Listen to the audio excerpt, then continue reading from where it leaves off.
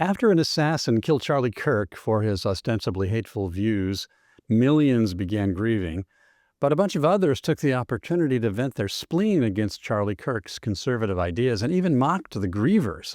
And then some of these, notably Jimmy Kimmel, lost their jobs. Is this a kind of right-wing cancel culture, and is it at odds with the American principle of free speech? Hello, everybody. I'm Graham Walker, coming to you from Independent Institute in Oakland, California. And we are going to explore this question and related ones on today's episode of Independent Conversations.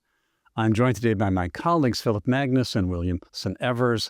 Phil holds our David J. Thoreau Chair in Political Economy, and Bill is our education expert and all-around polymath. Welcome to you, Phil and Bill. Happy to be here. Glad to be here. But most importantly today, we also welcome someone who has thought long and deeply about free speech issues, Nadine Strossen, formerly longtime president of the American Civil Liberties Union. Welcome, Professor Strossen. So glad to have you. I'm delighted to be here, Graham, and I hope we can be on a first-name basis. Okay, if you want to be Nadine, you shall be. Thank you. That's great. Okay, so also, before we start talking about the subject, let me congratulate you on your highly relevant new book just out titled The War on Words, which is 10 arguments against free speech and why they fail. And let me just show our friends what the cover of this book looks like so they can take a look at it when they go to Amazon.com or their local bookstore. There it is, co-authored with Greg Lukianoff, A War on Words, highly relevant for our discussion today. Thank you so much for promoting it. Well, we hope our friends go and take a look and buy several copies. So Nadine, you have more than 40 years of experience in First Amendment law. Were Jimmy Kimmel's First Amendment rights, free speech rights, violated when ABC canceled his show? It all depends on what the motive behind the cancellation was, Graham. ABC, as a private sector actor, many people are surprised to learn, is not bound by the First Amendment. The First Amendment says Congress shall make no law abridging the freedom of speech or of the press. Now, the Supreme Court has long and unanimously interpreted that word Congress to mean not just the legislative branch of the federal government, but all government officials and agencies at every level, national, state, and local. Due to the 14th Amendment, right? Yes, thank you. And its interpretation in terms of state officials. But at the national level of government, even before the 14th Amendment, the word Congress was understood to refer also to the national executive and, for that matter, judicial branch. Thank you for that nice point of clarification. So private sector entities, with one exception that I will soon get to, not only have no First Amendment obligation to platform anybody, they, to the contrary, have their own First Amendment free speech rights to pick and choose what speakers they will air and won't, what messages they will air and won't. So if ABC truly made an independent, I'm stressing that word in light of the name of my host platform here, if it were truly an independent decision to suspend Kimmel based, for example, on bad ratings or business considerations or even the political preferences of those who make the editorial decisions at ABC, that would be an exercise of First Amendment rights, far from a violation of them. But, and here's where the facts are really important, if it was not really an independent decision, but was in fact motivated by the pressure that came from FCC Chair Brendan Carr, as well as other government officials, threatening, actually quite explicitly, but even an implicit threat that there would be adverse government sanctions if ABC did not suspend Kimmel, the Supreme Court wisely has recognized that that should in effect be treated as government action, that the government is not permitted to do indirectly what it clearly could not do directly. So, Brendan Carr could not just reach out and say, Jimmy Kimmel, you're off the air. But nor should he be able to indirectly accomplish the same result by putting such pressure on the company or such encouragement, let's use a more positive framework, that it really was, in effect, a governmental decision. And I think, one thing one can say about the Trump administration, including Carr, is that they are quite explicit about the pressure. I want to stress the Biden administration also did a lot of what is called jawboning, particularly with respect to social media platforms and speakers when the comments were contrary to Biden administration policy, particularly regarding COVID and the elections. And a number of companies, including Google most recently, have come forth and said, we really were subject to so much pressure to take down materials that didn't violate our own content moderation policies. This was not really an independent editorial decision. It was due to government pressure. Well, for better or worse, the Trump administration is so transparent that I think this could fairly be seen as a result of governmental coercion rather than a truly independent ABC decision, and therefore raises serious First Amendment problems. I would say it was reinforced. Your point is reinforced by the fact that it wasn't more than what, 5 days later or so that ABC changed its mind. It's not because they had finally listened to the tape of what Kimmel said. I'm sure they had listened to it from the first moment, but rather because I think they didn't really want to do it in the first place. That's how I interpret it as a layman. What do you think, Phil Magnus? Well, I think jawboning is the exact issue here that we need to dig into. And, we all remember this happening during COVID, during the Biden administration. Although the evidence for it, again, came out often well after the fact. It was Mark Zuckerberg going to Congress and saying, yes, we actually did get contacted by government officials, and they told us these types of posts should be taken down. And the pressure was absolutely intense. But we're seeing the same tactics play out in the Trump administration. I was actually just reading a few minutes ago that one of the latest examples of controversy in this is they've pressured Apple into start taking down apps off of its website store, its cell phone app store, that have information on them, like of reporting where ICE raids are occurring, Oh, for right. example. And, you look at this, a lot of us have apps on our own phones that also report where like the speed traps are on the road. And that's always conventionally been held as like a free speech thing. But here you have the government leaning on a private company saying, well, you're impeding law enforcement if you allow this freely created sharing of information through an app to occur. And so far, Apple seems to be bending. So we see again, it's the Trump administration has been very overt that this is their intention. They're using a lot of the same tactics that we saw during the Biden administration, but it's worrying to me for that reason. And one of my biggest challenges throughout my long career as a civil libertarian is trying to convince people, members of the public in general, but also politicians and government officials and even journalists, that they have to look beyond the particular facts and the particular message and the particular speaker to the underlying principle, because the politics can change in a heartbeat. So let me illustrate it through this jawboning situation. A major precedent that has been relied on by entities that are resisting that kind of pressure from the government, including Harvard University and its lawsuit against the administration, various law firms, because they also have been subject to of quite overt pressure to suppress free speech. And the major precedent that is being relied on came from the Supreme Court unanimous decision just last year in which the ACLU, very controversially among our membership, defended the free speech rights of the NRA. We were talking before the show started about the ACLU has never, focused on defending Second Amendment rights, but we certainly defend free speech rights for those who do full time advocate for Second Amendment rights. And we got so much pushback from members and even some of our state-based so-called affiliates to the ACLU because they so detested the message of the NRA. And let me just spell out the politics because this was at a state level. People may not be familiar with it.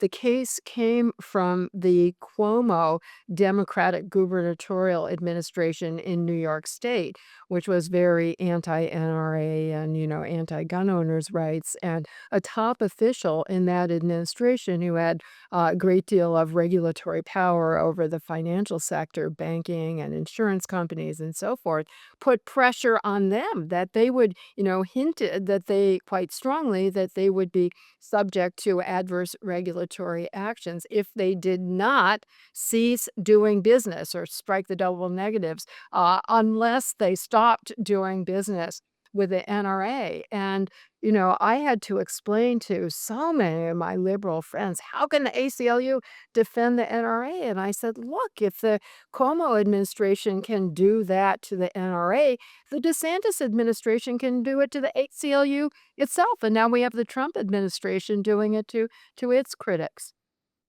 Bill Evers, I think you have a question. Oh, I always have questions. So in your book, you say that full and equal access to the means for effective communication is something that people are really entitled to. And your conservative readers are going to see this as not really standing by property rights. If you say that people should have full and equal access to the means for effective communication, you're actually going against what you just said earlier when you said that private sector entities have no First Amendment obligation to platform anybody. I took notes on what you were saying. And obviously the court in the Miami Herald case 1974 said the state law that had a mandatory right of reply, that was infringing on really the property rights of the Miami Herald's owners. And Justice Hugo Black was often very explicit about this. He was unhappy. There was a case of sort of a public forum in a shopping mall idea. It was called Logan Valley Plaza. And he said, no, this court is wrong on this. The people that own this shopping mall have a right to control their own area and not have encampments of speakers or petitioners or whatever.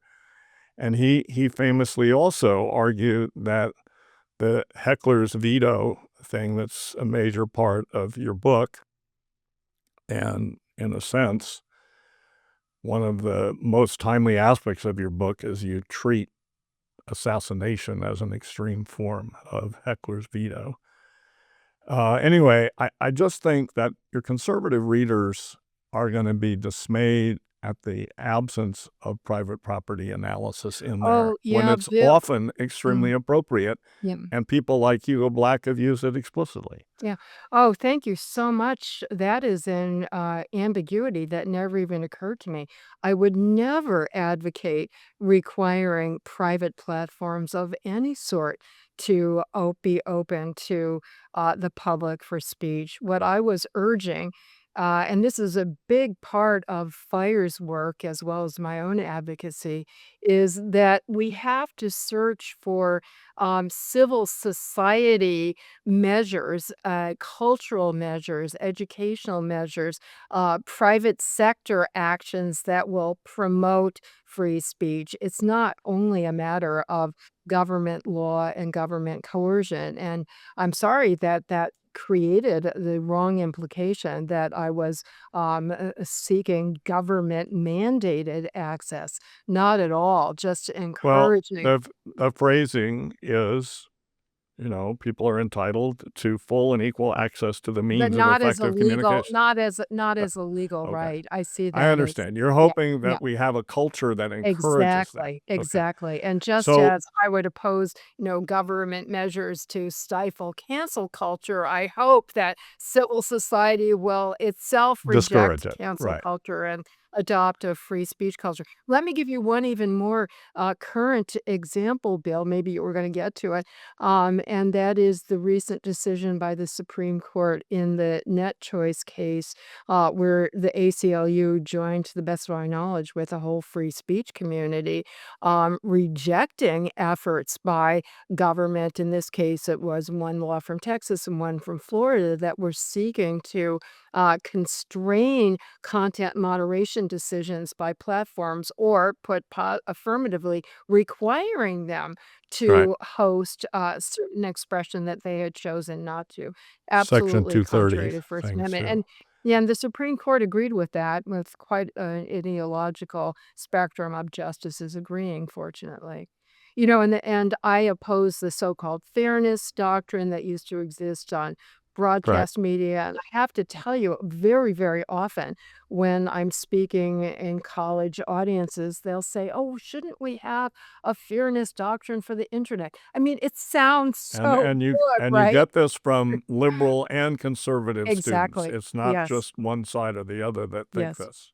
Yes. So this is related to this right of reply. It's a version of that statute that And Florida it's had. coerced speech, which the Yes. Supreme Court has rightly said, going back to a very old ACLU case in 1943, before the court started to strongly protect free speech rights. In a very famous case, the ACLU defended the right of Jehovah's Witness school children not to be Right. coerced to salute the American flag. The And they could have Barnett raised the cases. religious freedom right, but the Supreme Court issued a very broadly worded, eloquent decision about freedom of conscience, freedom of thought, and it made a The point. second time. Yes, it made a point. You're right. They changed their minds, which is kind of interesting and doesn't happen, and perhaps as often, even among ordinary human beings, not on the Supreme Court. I use that as an object lesson. Admit that Right. you were wrong and confess error, and don't be embarrassed about it. It's more embarrassing to persist in the error. But the Supreme Court said, and I agree with this, Bill, and it does apply to these private platforms, that uh, even more of an intrusion on individual autonomy and freedom of thought, and stopping somebody from saying something they do want to say, it's even more of an intrusion to force them to say something, or to, Right. enable somebody else Compelled to say speech. something that they Exactly. reject. Yeah. So, you have the crying, shouting fire in a crowded theater and falsely shouting fire and so forth, Thank analyzed. you. I thank Uh, you. I Most know it's people. important to say falsely, yes. But again, going back to what Hugo Black was saying about going into a theater and making a speech, and you didn't buy a ticket that entitled you to make a speech. You bought a ticket that entitled you to hear the play or hear the movie or something like that. If you're shouting down the speaker at an event, you're violating the property rights of the owner who's putting on the event. The same is true for shouting fire. If you're shouting fire, if you're the owner, you're defrauding the person that's attending, because instead of seeing the movie or the play, they're seeing everybody run around. If Except, you're a patron, so sorry. if you're a patron, you're violating the rights of the theater owner to put on his event. And I know But for my. but none of this is in the book. That's what troubles me. Oh, well, take it up with our editor. We would have loved to have written a much longer, No, it's much one of more the best Me parts too. of it is how short it is. But brevity means that you always have to leave out certain nuances. And I understand that you are understandably reading the word entitled as referring to a legal right. And if I ever have a chance to do a new edition, I will try to rephrase it to make it clear that that was not the intent. I should have had you as an editor, Bill, except you probably would have made it too long. No, I think brevity is a very, very good aspect of this book. I Yeah. mean, we were showing the cover, but Mhm. this is, look, it's like 100 pages long. Yeah. I mean, If it's I technically a may little I longer, talk but about another one of the arguments, because it's so sure. relevant to the tragic assassination of Charlie Kirk, which Graham referred to in his introductory remarks, and that is that um, So let me just give a little bit of background. Greg Lukianoff, who's the CEO of FIRE, and I'm a senior fellow with FIRE. Both of us are constantly traveling the country and even beyond the U.S. speaking about free speech, and we keep encountering the same questions, the same arguments over and over and over again. And we never get tired of responding to them in person. But we also thought it would be efficient to collect the most important arguments and counter arguments in written form. And we independently came up with our list of what we each thought were the 10 most important, most common arguments. And then the editor also independently did that. And every single one of us, all three of us, concluded that the most ubiquitous, most dangerous, most pervasive, wrong-headed and dangerous argument is what we included as point number one. Words are violence.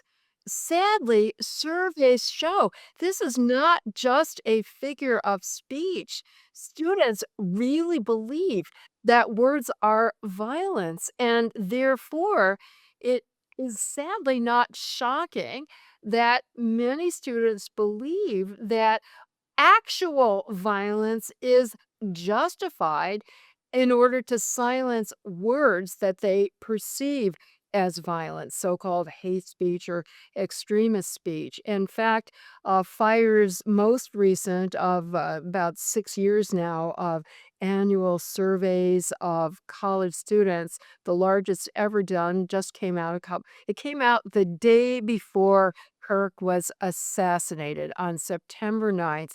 70,000 students were surveyed on 257 campuses.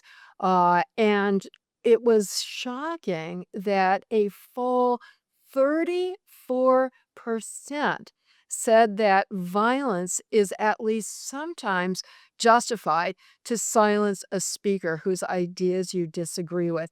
And Fire noted in its press release that this is among conservative students as well as liberal students. In the past, it had been more toward the left end. And in the press release that went out on September 9th, the chief data scientist behind this report, Sean Stevens, said, this is not a Democratic problem. It's not a Republican problem.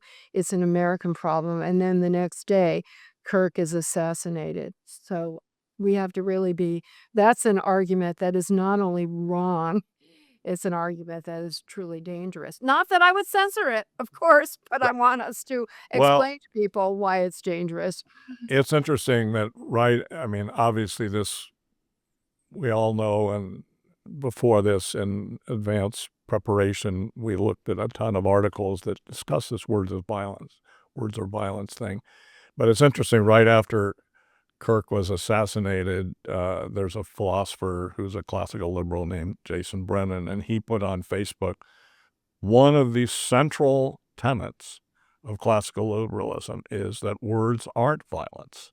So both progressive liberals or left liberals or classical liberals or right liberals concur that words are not violence. Violence is violence.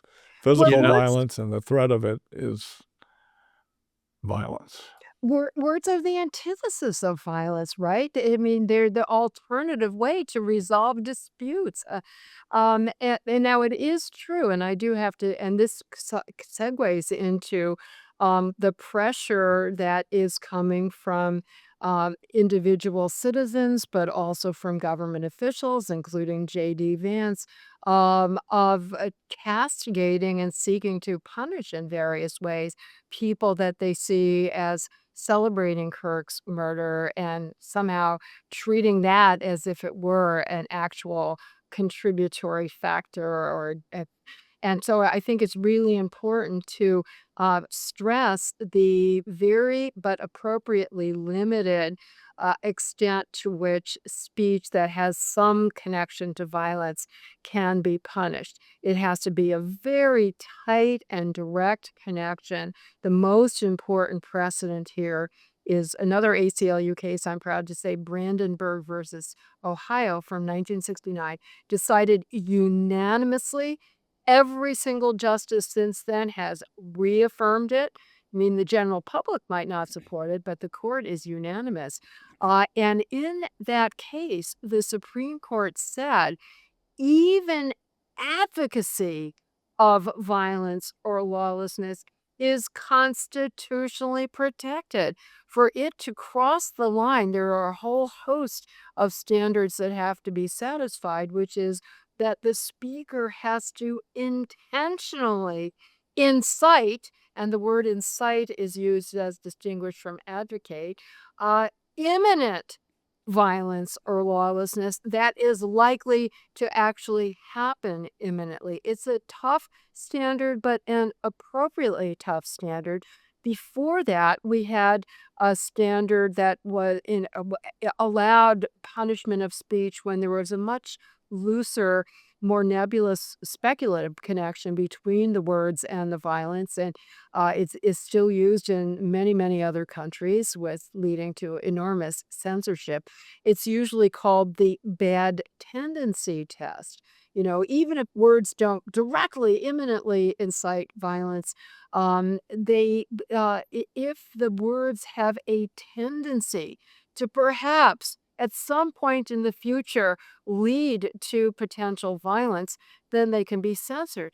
As Oliver Wendell Holmes famously said in what was a dissenting opinion, every idea is an incitement. And by that, he didn't mean, therefore, let's censor every idea, but exactly the opposite. Unfortunately, in many other countries, ideas that are endorsing violence or are misperceived as doing so are, in fact, subject to censorship. And that's a very dangerous road for us to. I wonder if we could flip Oliver Wendell Holmes Jr.'s views there and say, yes, every idea is incitement, and therefore incite, no, wait a minute, because I'm going to take the Alexander Michaeljohn position that actually Brandenburg was not good enough because, okay, all your criticism about the bad tendency test are correct, but incitement is still a rather vague thing to some extent, in the discretion of the government deciding.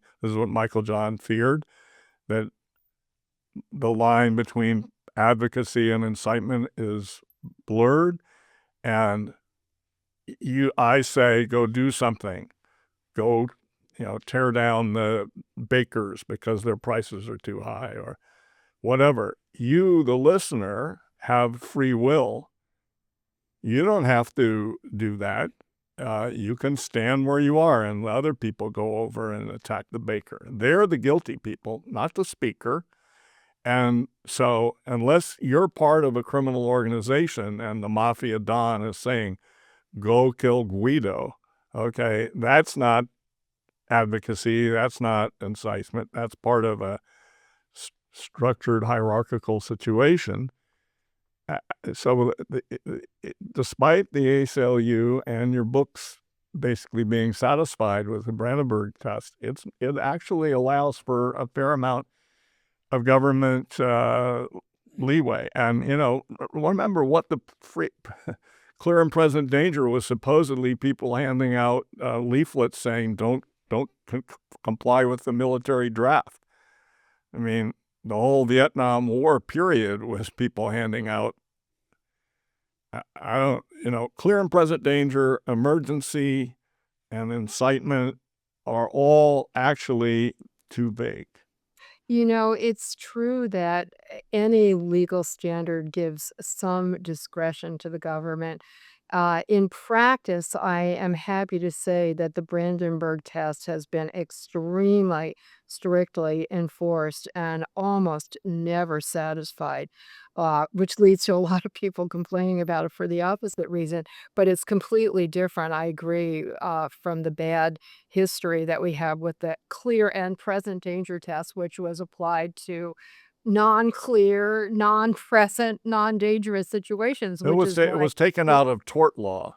In other Yeah. words, if let's say you have a stick of dynamite and it's lit, okay, that's a clear and present danger. And then they're taking that over into the speech field. Anyway, Well, you will all be a recent development that I don't think has gotten as much attention as it should have. Donald Trump issued it was not an executive order. It was called a national security type of order in which I don't have the exact language in front of me, but it's very, very vague language is the problem, in which he is advocating and no, more than abdicating, mandating full force government anti-terrorism forces and the joint terrorism task forces between the federal government, its state and local governments, and the FBI to investigate and punish so-called domestic terrorism, which right, is defined very broadly as extending to advocacy and discussion and right. what will clearly be protected It's speech. almost as bad as the FBI treating parents and Catholics as terrorists. Exactly. And Yeah, in right. the columns I read about that, I quite frankly, that was alluded to, and I had not been aware of that. So I think both of these, on both sides of the aisle, the public is not as informed as it should be, and I Well, do think the I public would like would be alarmed. I would like to elicit Phil Magnus's input because I can tell he has a couple of pretty pointed questions in his mind. But first, I'm going to toss one other thought in, which is that clearly uh, the standard to justify government censorship of speech is and should be extraordinarily high and very difficult to justify. But I'm not the government. I'm a private person. When I hear people say inflammatory things, I can say that's wrong. Don't do that. I'm ashamed of you, and I'm not violating the First Amendment when I say that You're because exercising I'm your own First exercising. Amendment rights. Yeah, Yeah, I wrote exactly. I Okay. wrote a whole book whose title is Hate: Why We Should Resist It with Free Speech, Not Censorship. So it's Yeah. exactly Right. advocating counter speech. And in fact, in my book quotes human rights activists from all over the world opposing hate speech laws, not because they violate the free speech rights in their countries. They don't have protection Right. against hate speech laws, but purely from the perspective of what is actually effective, right? Censorship, unfortunately, I mean, it's unfortunate for many reasons, but it doesn't accomplish the goal of seeking to suppress the message. Rather, it amplifies the message and creates more attention and usually more sympathy rather than the opposite. So, Philip. counter speech is both more principled and more effective.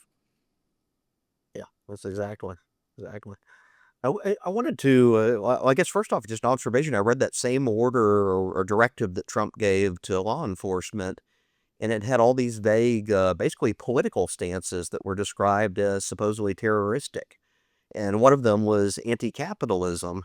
And I was Right. sitting there reading that and thinking, wait a minute, I'm not sure J.D. Vance would pass this test. So, yeah, some of these advocates of, like taking public ownership of corporations, is that capitalistic or Oh, anti-capitalist? right. Well, it was now you're refreshing my recollection, Phil, was anti-American, anti-Christian, and anti-capitalism. Exactly. And a lot, all Which these is, people who say that Trump is destroying democracy, but he thinks he's saving democracy right there. Who's right. Is that anti-American, is anti-American? pro-American. Yeah, exactly. And then I guess the other factor that I see playing out here, I want to talk about this concept of cancel culture.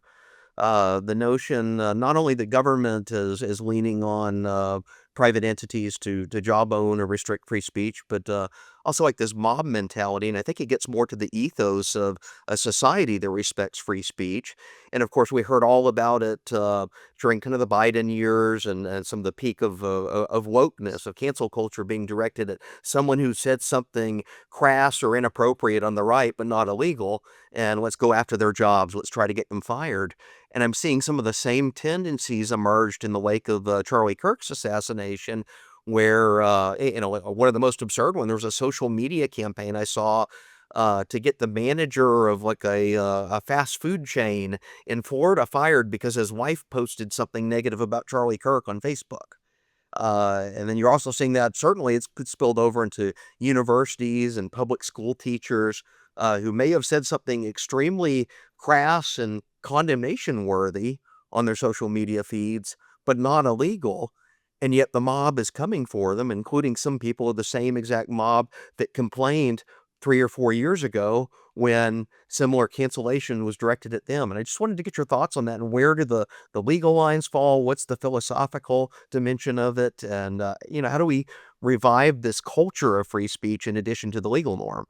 Yeah, it's a lot to unpack there, and it is a complicated issue because most folks who are engaging in so-called cancel culture are simply exercising their own First Amendment free speech rights. They have the right to criticize what somebody says, even to unfairly criticize it. They have the right to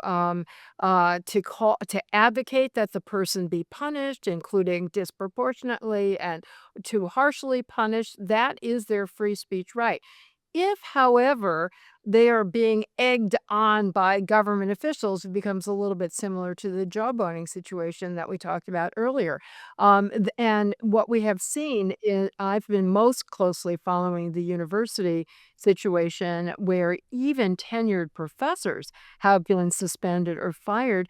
And I think the most notorious case was from a university in Texas where initially the president said, and this was not about Charlie Kirk. It proceed so these were tactics. I mean, they've been turbocharged by his assassination, but it was happening before then.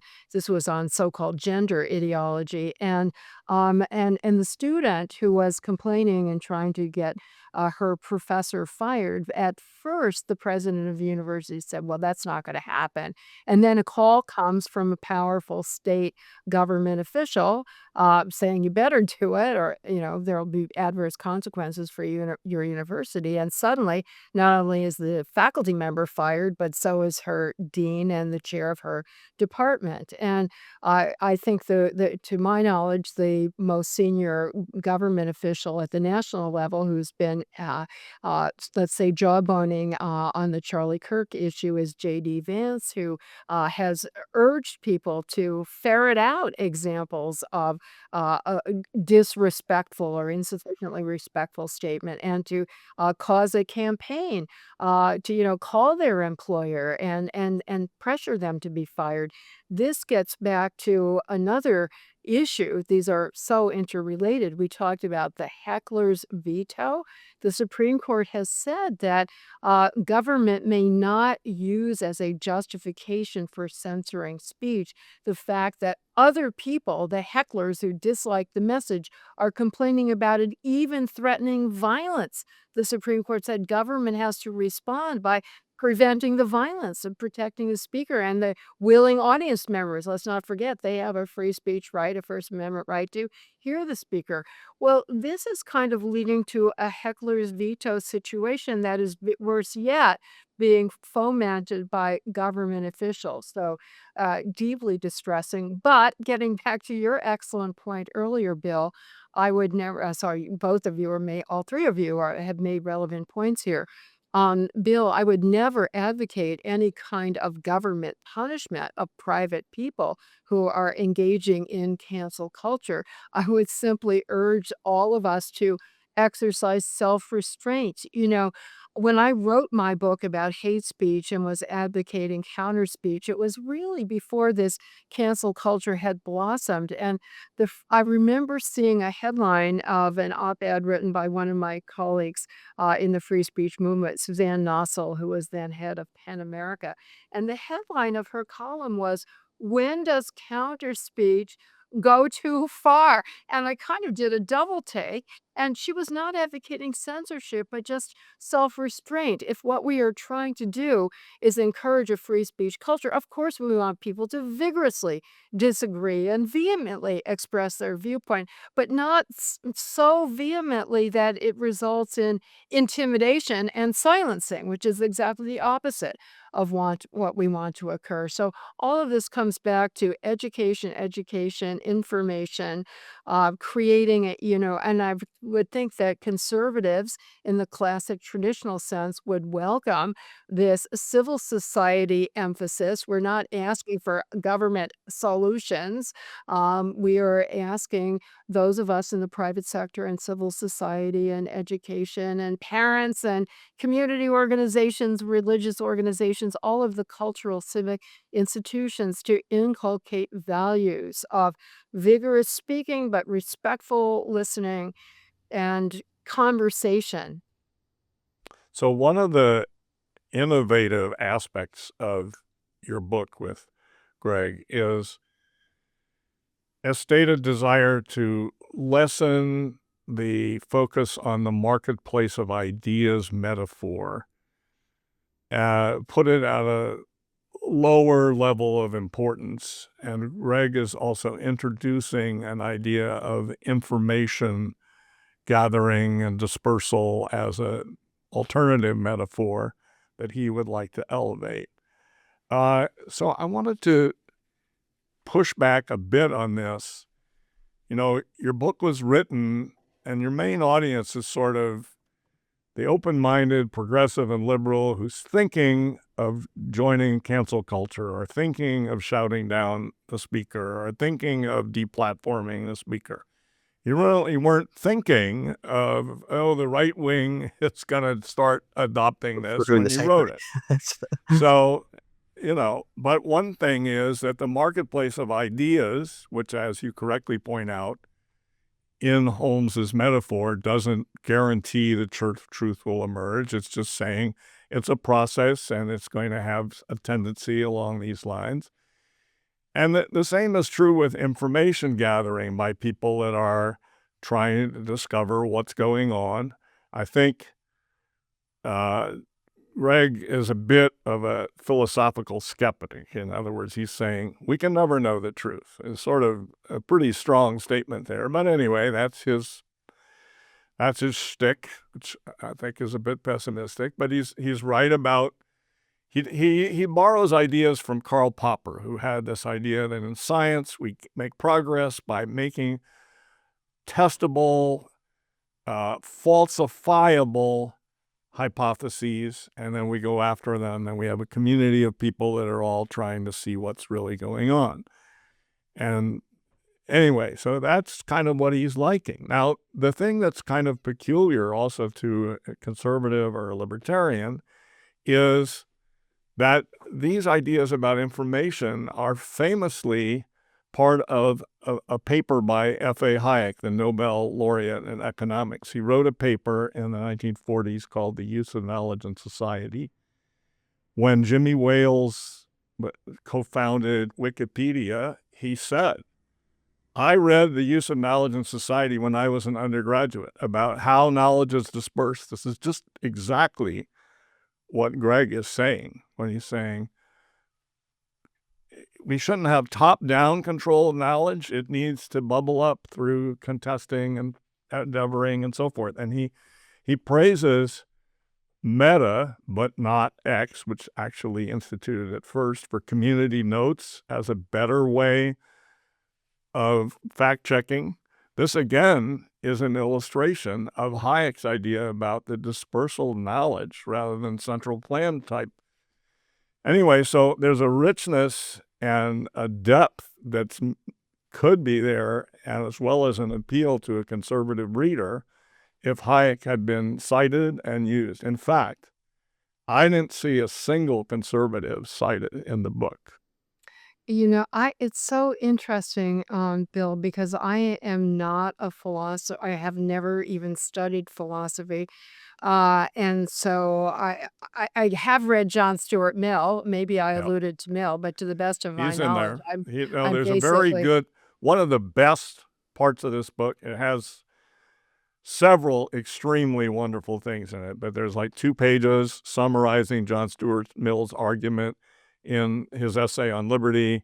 They are extremely tightly, beautifully, and accurately stated. So now, you may say that from your perspective, this is naive, but I truly do not think of the arguments as liberal or conservative. I know, but one of the chapters is free speech is right wing, and so the Yeah, idea but implicit in no, that no, let's is a explain. right wing is a bad thing. I'm No, just no, no, saying no, your no, no, reader, no, if he's no, a conservative, is gonna.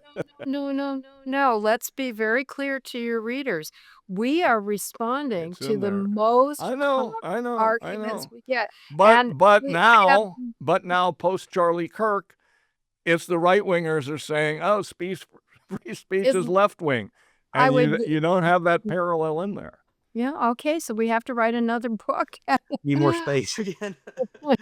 And I So think, the reason the marketplace we address that marketplace metaphor is so many people say, well, free speech it presumes that uh, freedom of speech is going to lead to truth. And look at all the disinformation and misinformation.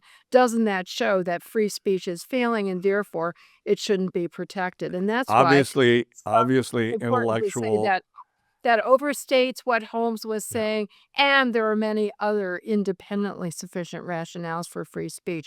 But I think you make a including very another one which is kind of put down by Greg, and that is the Darwinian metaphor. He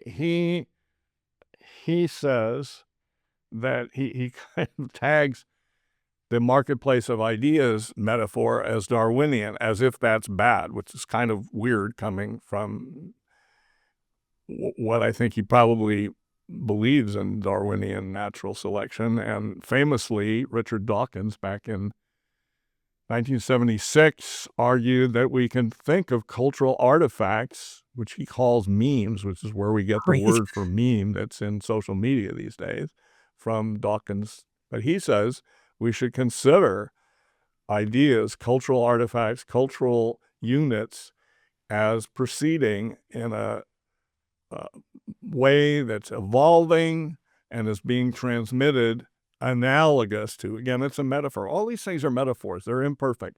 Yeah. It's not a marketplace of ideas. Many ideas have no price attached to them. Okay. There's no land, labor, and capital. It's different, but it's still a metaphor that tells us something or helps us understand it. Same with the information idea that he has, which is a good one. It's a And great one. same with the Darwin Yeah. analogy. It's again I not perfect. There are you no. know, it's I'm so sorry. Go ahead. No, No, I'm please. so sorry. I think, Greg has been emphasizing this information value of free speech, I think because it's indisputable, right? Right. If somebody no matter what And it somebody is resonates with the aren't existing generation too. aren't we better off knowing it than not knowing it? Right. Especially if it's speech that is vile, because then we may want to avoid that person, we may want to Diaper. argue against that person, Yeah. law enforcement may Well, want to it's monitor. kind of a weird thing in your book. You're upset at discriminatory people, but then you want to make sure you avoid people who believe in the lizard people theory. That's Greg. I don't know those people. But I think your point is definitely accurate that for most of our careers as advocates for free speech, we have had to contend against progressive, Right. so-called liberal advocates of censorship because we've been focusing on campus. Sure. Until 2 years ago, FIRE was the Foundation for Individual Rights and Expression. And Right. since campuses are so dominated by the left, and that's such an important and influential audience that, in fairness, we were addressing them. But I'd be happy to write a sequel about why conservatives depend on free speech every bit as much as every single one of us, regardless of our beliefs or ideologies. I think we need to kind of bring this to a conclusion shortly. I want to make sure that if Phil has one last topic or so he wanted to bring up, I can get a chance to hear it. I think this is more just a question to pose to you.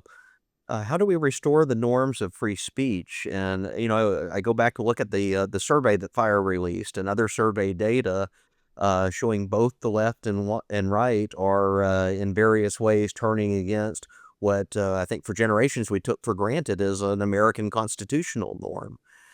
So I see that erosion occurring from intellectual arguments on both sides of the spectrum. But also it has a spillover effect on society at large in the sense that, the toleration for suppression of dislike speech has certainly been on the rise in recent decades, and maybe fastly accelerated. What can we do to regain it? I think by far the most effective and most necessary approach is education, education, education, information, information, information.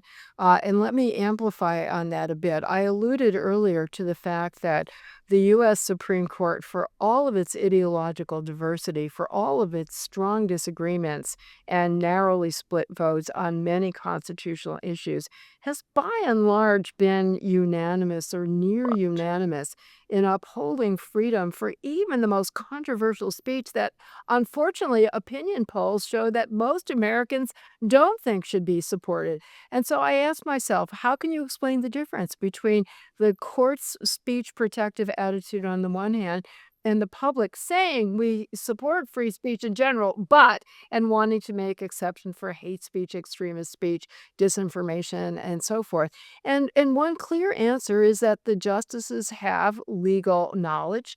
They know what the principles of free speech are. They know the history that gave rise to it, what the actual experience was when we did allow censorship of hate speech and disinformation and so forth. And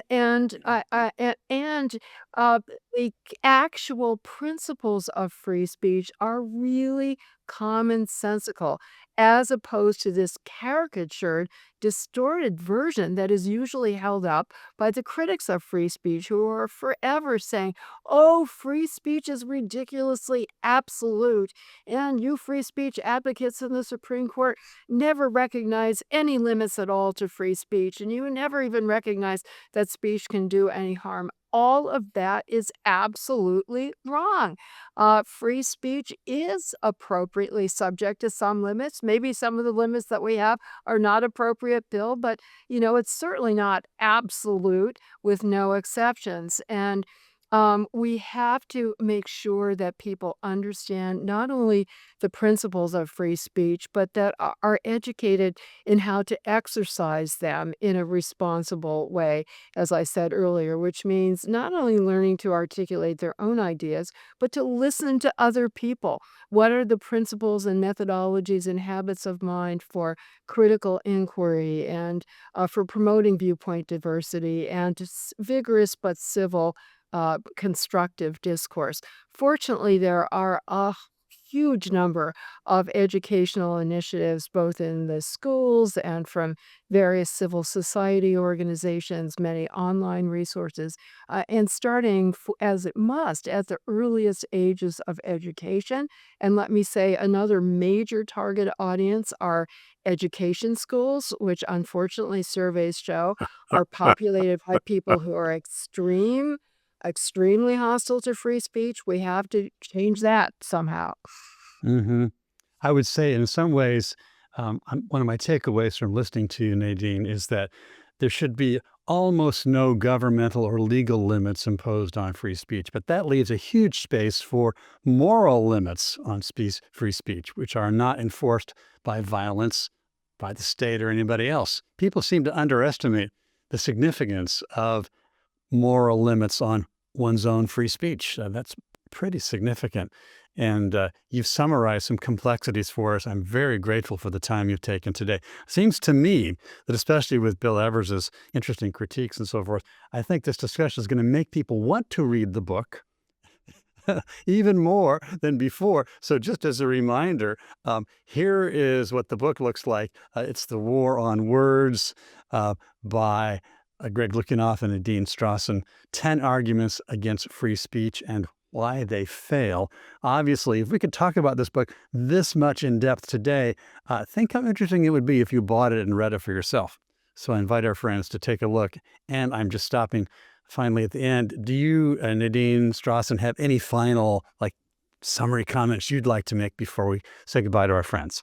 That every single person in your audience can contribute to exercising that moral judgment and I would say civic responsibility to be informed about what free speech principles are, to inform other people, including government officials who are too often ignorant, and to vigorously exercise all dimensions of free speech, including seeking out and engaging in constructive, peaceful discourse with those with whom they disagree.